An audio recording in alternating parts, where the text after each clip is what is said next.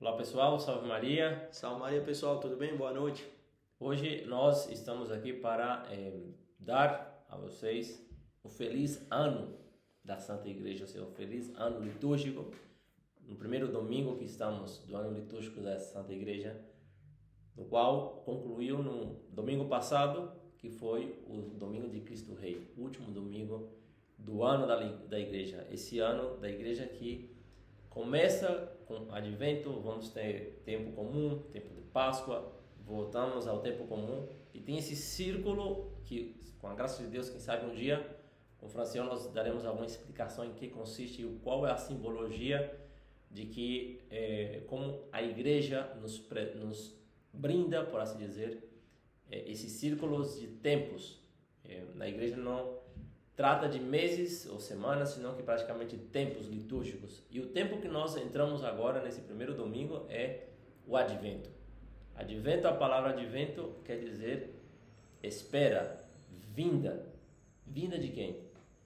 Vinda daquele que foi o autor da nossa salvação, que veio através de uma criancinha. É isso, pessoal. A igreja nos convida e Deus também nos convida no dia de hoje que a gente evalue o nosso coração. Como o seu coração se encontra no dia de hoje? Que se fazendo um exame de consciência, se olhando para dentro de você mesmo, como é que você se encontra no dia de hoje? Então, muitas pessoas se pode se encontrar desesperançosas, pode se encontrar cansadas, pode se encontrar com muitas preocupações, porque o ano litúrgico já fechou, mas o ano civil ainda continua aí. Então tem muita preocupação para quem trabalha em colégio, tem muita preocupação com várias coisas que podem estar acontecendo nessa rotina de trabalho que a gente tem. E o texto está falando exatamente disso, né? O texto de São Marcos capítulo 13, fala que um homem foi de viagem e pegou seus servos e encarregou, distribuiu seus dons e deu autoridade para esses servos para que eles pudessem cuidar da sua casa. Então a primeira coisa que Deus nos planteia aqui é que Deus nos dá cargos. A gente tem cargos, a gente tem obrigações. Alguns têm obrigações religiosas e outros têm obrigações civis. Independente de qual seja o cargo, todo mundo tem um cargo e todo mundo vai ter que prestar conta diante de Deus daquilo que a gente faz e daquilo que a gente fez. Então, e aqui dentro é interessante porque dentro da leitura tem uma figura que é muito interessante, que é a figura desse porteiro. O porteiro no Jerusalém estava rodeada com 12 portas. Então a função de porteiro dentro de Jerusalém era muito importante. Também, quando uma pessoa vai para um evento ou vai para uma celebração muito grande, a função de um porteiro também é muito importante, porque o porteiro tem essa função de ver quem vai entrar, quem pode entrar, quem não pode entrar. O porteiro também tem a função de designar lugares para que essas pessoas possam sentar. E o porteiro também antecipa muitos dos movimentos que vão acontecer em uma celebração, seja litúrgica ou em um evento. Então, essa função desse porteiro é muito interessante. E claramente, esse porteiro também está falando de São Pedro. E por isso que fala que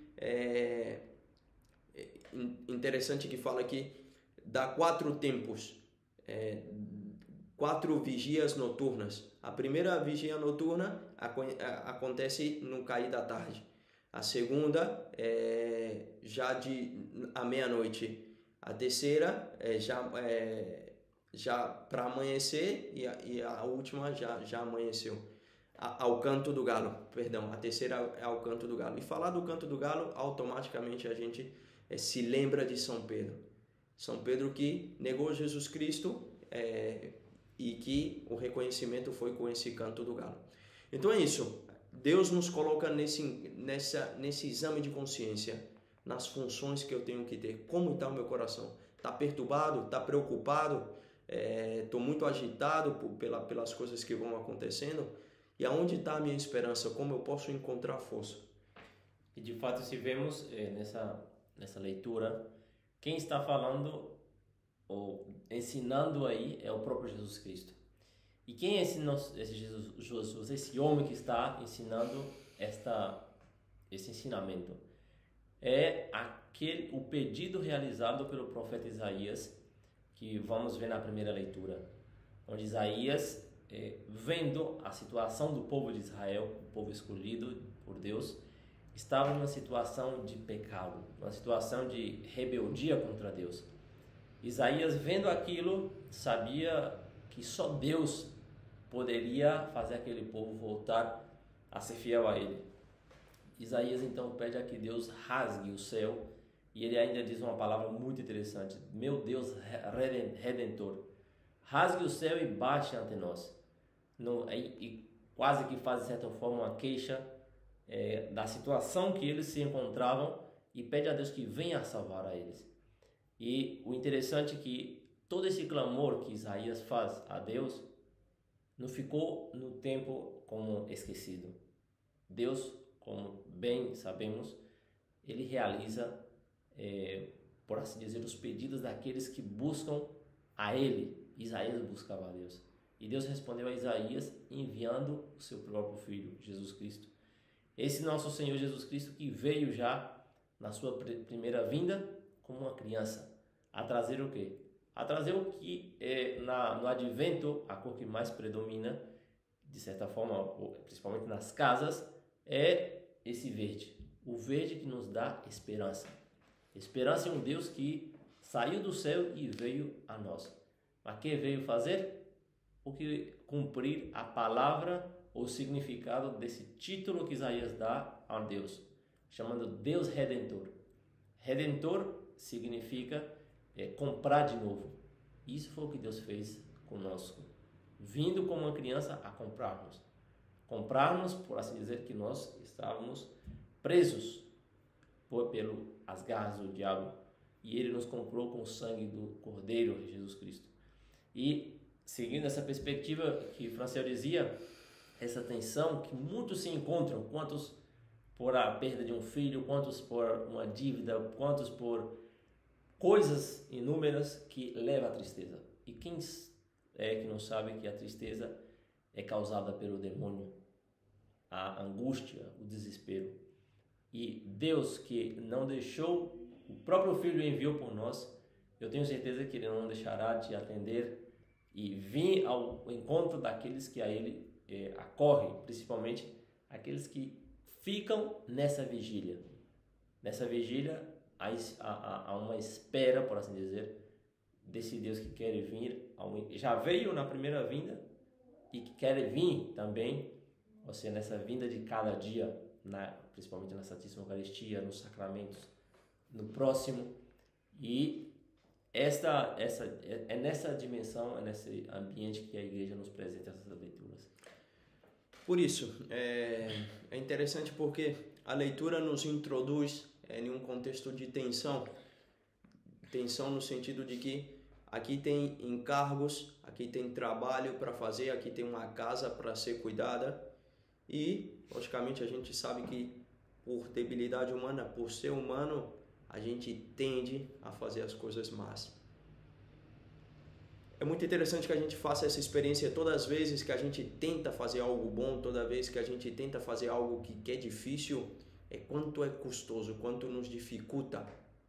A gente muitas vezes se sente incapaz, se sente sem força. Eu sou artista e tem quadros que muitas vezes o quadro, o trabalho esse que eu tenho que realizar deixa de manifesto a minha incapacidade. O Antônio, que tem trabalhos muitas vezes manuais, seguramente tem trabalho que muitas vezes ele sente a sua incapacidade, ou talvez não dormiu bem, ou talvez está cansado, talvez está preocupado, mas tem que trabalhar. Então, e parece que aqui pintam a imagem de um Deus que não quer que você durma. É como se Deus falasse, não, você tem que trabalhar e você não vai dormir aqui. Mas o que Deus está falando não é isso. Deus quer que você descanse. Deus quer que você encontre aquilo que Jesus Cristo falou, né? Vinde a mim todos os que estão cansados e cansados e agobiados. Como é essa palavra em castelhano? Vinde os que estão cansados e fatigados. E fatigados, que eu os darei descanso. Então, aqui tem um ponto que a gente deve nos perguntar. E o sono na Bíblia tem várias conotações, mas aqui eu gostaria de deixar duas. A gente lembra no Horto dos Olivos, quando Jesus Cristo foi para rezar, nas vésperas da sua paixão, ele levou 3 dos seus discípulos aí, São Pedro, São Juan e Santiago. E a gente sabe que enquanto Jesus Cristo rezava, os seus discípulos dormiam. A santa tradição diz que Adão também, por não querer morrer, por não querer dar sua vida por Eva, elegeu esse sono do pecado, essa desconexão com Deus.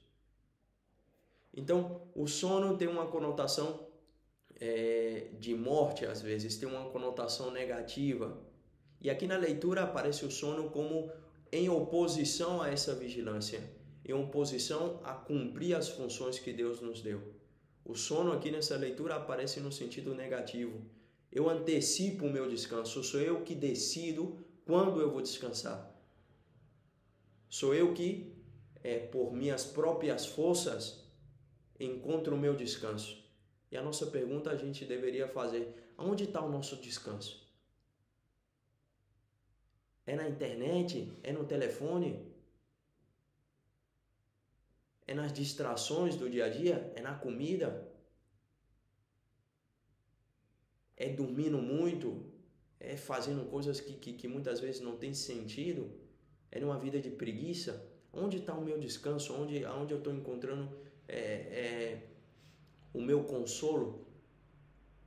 Então, aqui apresenta esse tema do sono como um discípulo ou um servo de Nosso Senhor que descuidou das suas funções, que deixou de vigilar, e em um contexto, como eu disse, de tensão, porque quem já trabalhou de noite sabe o quanto é difícil ficar toda a noite acordado. Sabe o quanto é difícil manter uma vigília. Agora vocês imaginem, porque essas pessoas tinham que cuidar da casa e de noite ainda tinham que manter essa vigília. É um contexto difícil. Aqui não está nos colocando naquilo que o texto nos coloca no contexto do que se fala na Salve Rainha. Chorando e gemendo no vale de lágrimas. Essa é a nossa condição, essa é a nossa vida. Para quem leva a vida em sério, para quem busca amar a Deus, para quem busca amar o próximo, vê que a vida é um pouco dura. Vê que muitas vezes a gente se encontra com essas dificuldades da vida e que a gente muitas vezes se encontra incapacitado. Aí a gente vai entender a leitura de Isaías. Rasgue, Senhor, rompa esse céu, desça, venha nos dar força, venha o Senhor mesmo a cuidar da sua casa, venha o Senhor mesmo a cuidar da sua obra, venha o Senhor habitar no meu coração, porque facilmente o nosso coração se dispersa. Facilmente a gente busca consolo humano, a gente busca descansos humanos. Só que isso não enche o nosso coração, isso não nos traz a felicidade. E a igreja nos vem apresentar um descanso que é um descanso em Deus. Venha, Senhor, dar-nos esse descanso. E nessa vinda de Deus, a primeira leitura de Isaías nos apresenta, nos coloca no contexto do Êxodo, quando Deus se manifestou com tronos, com raios, com fogo, a tal ponto que parecia que a montanha ia derreter. Então, nesse contexto, logicamente que as pessoas que estavam vendo essa manifestação de Deus temblavam, tinham medo, porque é um Deus enorme, é um Deus poderoso, é um Deus que quando fala a sua voz sona como se fosse um trono. Então as pessoas tinham medo. Mas a igreja não. A igreja te apresenta esse Natal, essa vinda desse Deus, como o Antônio falou, como uma criancinha. Não tenha medo. Veja como Deus se manifesta. Como uma criancinha. E essa criancinha é Deus. E Deus se faz inocente. Deus não vem, como São João vai falar, Deus não veio para julgar o mundo. Deus veio para salvar o mundo. Essa é a intenção primária de Deus. Então, se no nosso coração se encontram perturbações, se encontram medos, se encontram sentimentos cruzados, a gente tem que renovar a nossa força e a nossa confiança em Deus. E enquanto o Franciel falava essas meditações, eu ficava pensando nessa árvore que não é artificial, é uma árvore de verdade. E que eu pensava era, se o jardineiro não vigiasse, não desse a água no tempo certo, não deixasse que tomasse o sol no tempo certo, seguramente não chegaria ao tamanho que está, morreria, obviamente. Assim é a nossa vida. Se nós não manter essa vigilância, por mais tensões que tenha a nossa vida, mas se ela não está regada pela oração, pela caridade, pelo amor, ou seja, caridade e amor é a mesma coisa, claro, é difícil manter uma vida, por assim dizer, uma vida. Quando eu digo vida, quero dizer uma vida em plenitude, uma vida alegre, não uma vida cara ruim cada momento. Nesse sentido, essa árvore nos dá um modelo de como nós devemos estar em vela, em vigia. E digo que essa vigilância, mais que estar com medo, é uma vigilância alegre que temos que estar. Uma vigilância de esperança. Uma vigilância que nos dá, nesse exemplo dessa planta, a que nós possamos, assim como uma planta quando vai crescendo, uma estação do ano cai as folhas, para depois, na outra estação, revigorar suas forças. Assim é o Natal que está por vir e como antecipação temos o Advento como preparação. E aplicando para a nossa vida, como nós podemos preparar-nos da melhor forma para este Natal que está por vir. Eu, de modo particular, o que eu busquei e escutando a Deus como aplicação para a minha vida? Buscarei fazer como um retiro espiritual até o dia do Natal.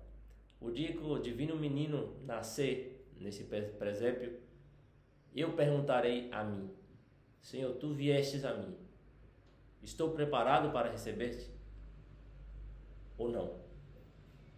Praticamente, para mim, eu quero viver esse advento como se fosse o último da minha vida, para quando chegar o Natal, fazer um exame de consciência e saber: estou agora, vamos dizer, preparado, quem sabe para morrer, por assim dizer. Isso nós deveríamos pensar. Por isso que a vocês, busquem algo que te revigore nesse advento para o Natal. Busque, de modo especial, se pudesse, ler o Santo Evangelho do começo ao fim de São Lucas, que fala muito da encarnação. Todo dia lê ao menos 20 minutos ou 10 minutos, mas todos os dias lê um pouco. E também ter essa esperança de que um Deus virá ao seu encontro, na sua família, e ojalá que por nossas orações muitas famílias possam receber esse Deus que tanto quer vir habitar nelas. É isso, pessoal. Como o Antônio falou, né? A árvore tem esse simbolismo de esperança pela sua cor verde, algo novo que vai acontecer. E esse algo novo sempre está relacionado com essa plenitude que Deus nos promete, essa vida em abundância. Deus sempre quer o nosso bem. Deus nos fez para conhecer, amar e para gozar dele na vida eterna. Então, tem uma imagem que eu carrego na minha cabeça. Eu vi uma vez um vídeo de uma criancinha deficiente, nasceu sem perna, sem perna e sem braço, essa criancinha. E é muito interessante porque a mãe estava filmando a reação dela quando o pai chegava.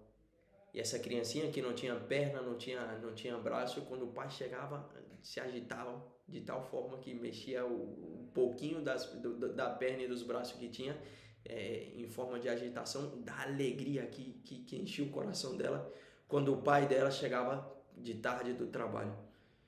E o pai dessa criancinha deitava no piso, em cima do tapete, e colocava ela assim no seu peito, né? E essa criancinha ficava tranquila. Essa era a alegria dela. Esse era o céu dessa criancinha. Então, o que Deus está querendo fazer conosco é isso. Que Deus nos tire dessas preocupações, esses sentimentos de agitações, toda essa ansiedade que a gente vive hoje. E Deus, como essa criancinha, quer nos colocar, como esse pai quer nos colocar no seu peito, e que a gente escute o coração de Deus bater. Então, como isso se pode dar de forma concreta? É na oração, irmão. É conversando com Deus, é buscando, é ter uma relação pessoal com Deus na oração. Oh, meu Deus, meu coração está agitado. Dá-me força, Senhor. Buscar um pouco de silêncio, buscar uma conexão com a natureza, buscar se conectar com Deus de uma forma mais saudável. Não está tão disperso, tão conectado na internet. Hoje a internet, e é interessante porque o texto começa com um verbo. Mirem, vejam. E depois fala, estejam vigilantes. Então, esse ver, Deus nos chama a uma contemplação. Ver o quê?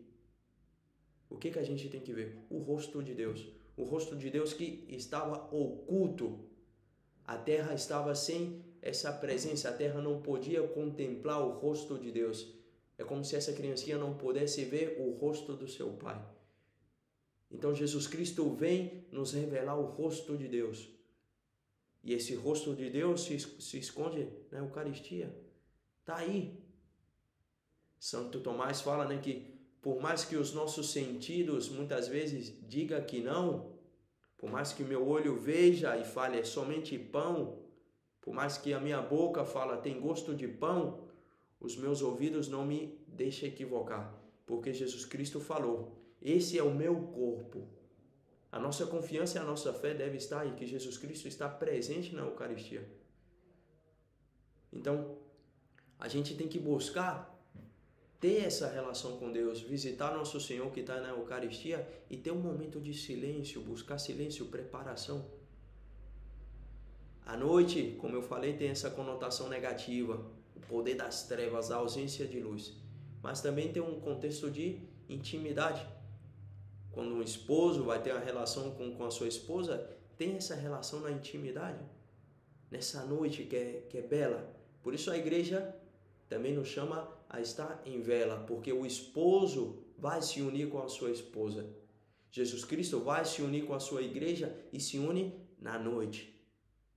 Então, no meio dessa noite que tem essas duas conotações, uma conotação de o poder das trevas, mas também tem uma conotação de que o esposo se vai manifestar. Deus se vai manifestar nessa escuridão e a luz vai se resplandecer. Então, nesse contexto da noite esperançosa, a gente também tem que encontrar o nosso consolo em Deus. Quando o nosso coração se perturba, quando a nossa alma se agita, que eu busque tá indo no Santíssimo, como o Antônio falando, tá lendo a palavra de Deus. E não é algo fácil, logicamente que não é fácil. E por isso que a gente, como São Paulo fala, né? Aqueles que são mais fortes devem ajudar os que são mais fracos. Então, por isso que a necessidade de vida de comunidade, por isso que a imagem desse porteiro é muito interessante, porque o porteiro é aquele que faz relação entre esses dois mundos, entre o céu e a terra. Então, uma pessoa que tem uma vida mais profunda, uma pessoa que já tem uma madurez na fé, deve se colocar à disposição para ajudar as outras pessoas que ainda não têm. E é isso.